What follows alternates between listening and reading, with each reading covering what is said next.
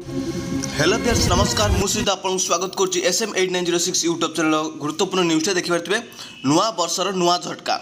कटिब 40 लाख अयोग्य ration card सरकार को जो EKYC चिन्हट करता EKYC रु बाद पड़ जाए 40 लाख हिताधिकारी ration card 40 lakh ration card अयोग्य बोली चिन्हट होती नुआ वर्षर आउ मिलबनी 40 लाख रेशन कार्ड रु बाद पड़े आउ मिलबनी गहम चाउल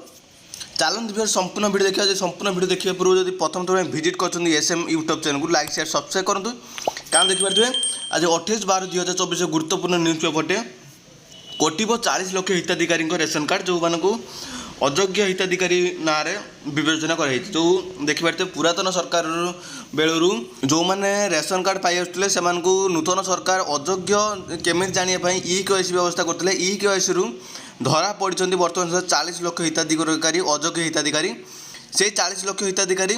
रेशन कार्ड रु बाद पड़ जाए देखिए लेखा अच्छे राज्य में प्रति जिले में 1 लक्ष रु 1.5 लाख अयोग्य हिताधिकारी अच्छी जहाँकि 24 वर्ष धरी से मैंने आखिरे धूली दे रेशन समस्त जिनस किसी पाते जहाँकि नूतन सरकार आसपार नूतन ढंग से जांच कर EKYC करी से मैंने बाद पड़े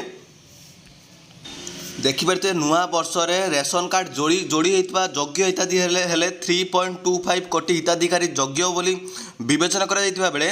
40 लाख अयोग्य हिताधिकारी को जहाँकि अयोग्य हिताधिकारी भाव विवेचना कराई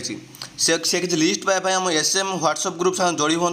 जहाँकि आम SM व्हाट्सएप ग्रुप में लिस्ट दिखाई किए योग्य किए अयोग्य जानापी व्यूअर्स भल लगे प्रथम थर विजिट करते लाइक शेयर सब्सक्राइब करूँ कारण आम ये जेन्युइन ट्रुथफुल न्यूज देते हैं।